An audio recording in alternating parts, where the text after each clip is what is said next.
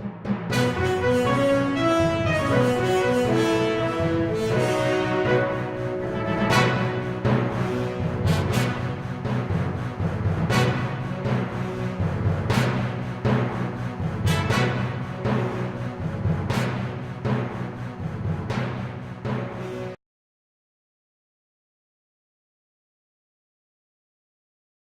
all, welcome to Alien News Network. We was to be the Truth Seekers channel.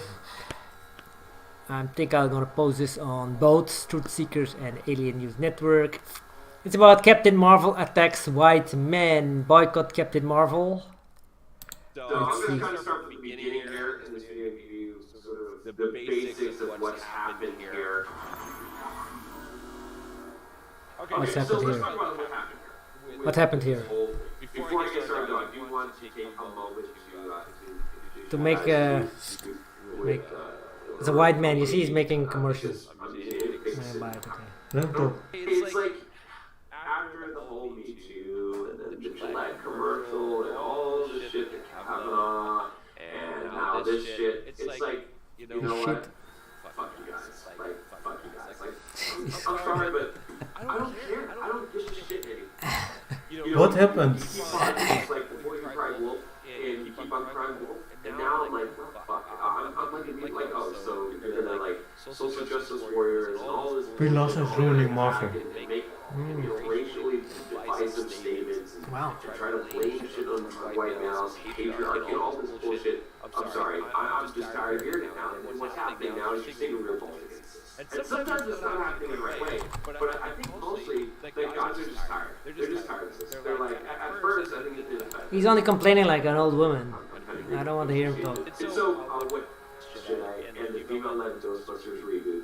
See, Ghostbusters. Ghostbusters. Okay, so here's the deal.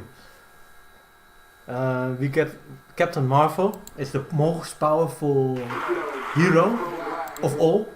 Maybe even more powerful than Thor and Iron Man and Hulk. Yeah. The thing is, it's played by Brie Larson, who's here on screen. Let her talk. Let her talk. Well guys, here we are again. It's happening again. How many times do we need to see the same pattern play itself out with movies before Hollywood starts getting the message? A particular movie or franchise decides to inject very divisive identity politics into the film. There's a big backlash online. They vilify the people in backlash. The movie then bombs cinemas or at least underperforms significantly. And then everyone blames the internet for toxic fandom or whatever the case may be. But in the end, they have to bend to the market and course correct. Now, I never thought we would see this pattern introduced in a Marvel film, because Marvel has been extremely smart in how they have dealt with the fans, how they've interacted with the fans.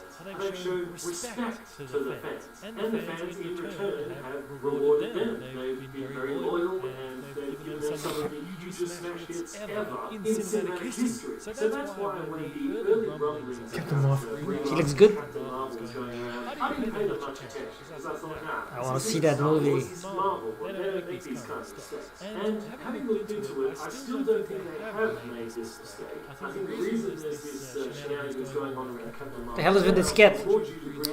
No, listen to what he says.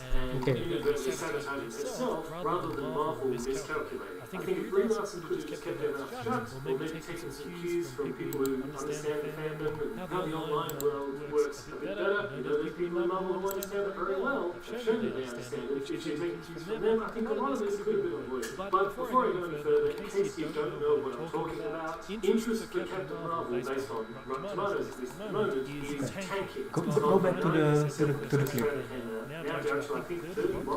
Look, Rotten Tomatoes. Score started say 96%. Yeah, almost 100% of people who visited Rotten Tomatoes expressed positivity towards Captain Marvel. But then she started to talk and What did she say? and display her agenda, and that is attacking white males. White males. And it seemed like Captain Marvel thought, the actress thought she was Captain Marvel in reality. She started to act like that. You know, she's an actress, and she acts the role of Captain Marvel, who is the strongest superhero, but she resembled her own behavior like that, like she was the most powerful woman on Earth. She had critics on white male. Yes. Larson spoke at Fox, where he asked about recent comments regarding reducing the amount of white men who would be covering her on her press tour.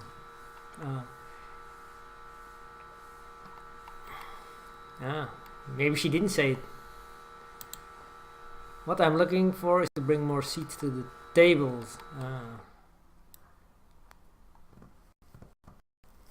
Okay. So according to this, notice it appeared to be overwhelmingly white male. According to this one, it's about a year ago I started paying attention to what my press days looked like and the critics reviewing movies, and I noticed it appeared to be overwhelmingly white male. So I spoke to Dr. Stacy Smith at the USC Annenberg Inclusion Initiative, who put together a study to confirm that. Moving forward, I decided to make sure my press days were more inclusive. After speaking with you, the film critic Valerie Complex, and a few other women of color, it sounded like across the board they weren't getting the same opportunities as others. When I talked to the facilities that weren't providing it, they all had different excuses. So she's saying there are too many That's white what males. she said. Yes, there are too many white males, is what she's saying. But after these per comment, box office projections for Captain Marvel declined around 28%. Yes. Okay, so what she did was actually saying, there are too much white males. White males and the white race seems too privileged. But she said it in a way that that people did not like. Better was to say, okay, I noticed there are a lot of white people who are in good jobs, who are running good jobs, and I would like to see more multi-colored top job positioning. In that way, that's positive. But she brought it in a way that the white males who do the top jobs are committing some kind of crime. So you white males are assholes because you take the top positions, and it's not fair. She's bringing it in that kind of way, and a lot of people did not like it how she said that, because her message is okay. It should be more balanced. You know, the top positions should not only be occupied by white males, but also by other races. That's actually the message. But she said in a way that that white males are actually assholes. Yeah, she also said, I don't need a 40-year-old white dude to tell me what didn't work about A Wrinkle in Time. That's a movie. It wasn't made for him. I want to know what it meant to woman of color, biracial woman. Biracial woman to teen women of color to teens that are biracial. Yeah, but this is a phenomenon. What is going on in the world? White people are a lot of times more outspoken. That is something I just noticed, you know, and it's not that they are bad, because I also thought I shall be honest, I also thought they're assholes, you know, they grab the best positions.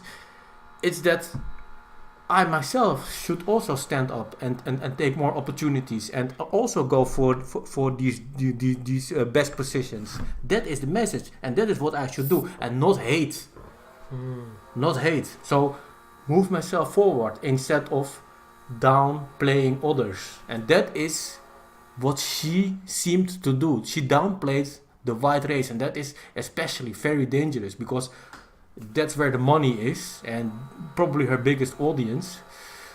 So people started to express that they didn't want to see Captain Marvel anymore on Rotten Tomatoes, and it got to such extent that even Rotten Tomatoes, a website which is known for critics, for to express a site where you can express critics about the movie. Hence, it's called Rotten Tomatoes. You know, harsh critics.